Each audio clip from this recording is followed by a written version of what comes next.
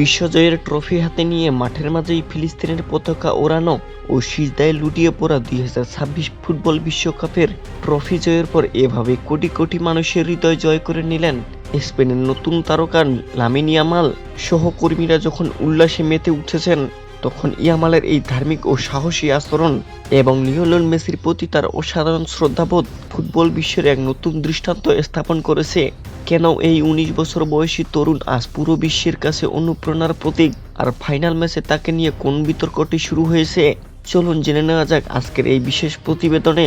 বিশ্বকাপ ফাইনালে আর্জেন্টিনাকে 1-0 গোলে হারিয়ে যখন বিশ্বসেরা মুকুট পরে স্পেন, তখন বাকি সতীর্থরা যখন উৎসবে ব্যস্ত, ঠিক তখনই ভিন্ন এক দৃশ্যের জন্ম দেয় ইয়ামাল। তিনি মাঠের মাঝেই সরাসরি সিজদায় লুটিয়ে পড়েন।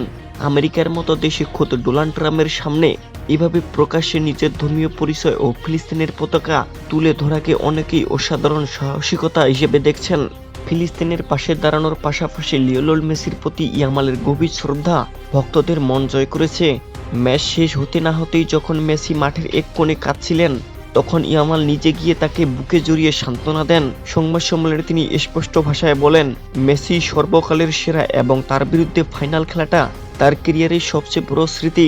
বিশ্বমঞ্চের সবচেয়ে বড় সাফল্যের মুহূর্ত নিজের শিকড় ও বিশ্বাসকে ভুলে না যাওয়ায় লামিন ইয়ামাল আজ বিশ্ব ফুটবলে সত্যি এক অনন্য তারকা। প্রিয় দর্শক, লামিন ইয়ামালের এই অসাধারণ সাহসিকতা, ধর্মীয় বিশ্বাস এবং মেসির প্রতি তার এই বিনম্র শ্রদ্ধা প্রকাশকে আপনি কিভাবে দেখছেন? আপনার মূল্যবান মতামত নিচে কমেন্ট বক্সে অবশ্যই আমাদের জানিয়ে যাবেন। ভিডিওটি ভালো লাগলে লাইক ও শেয়ার করুন এবং ফুটবলের সব আপডেট সবার আগে পেতে আমাদের চ্যানেলটি এখনই সাবস্ক্রাইব করে রাখুন। দেখা হবে পরবর্তী ভিডিওতে। ধন্যবাদ।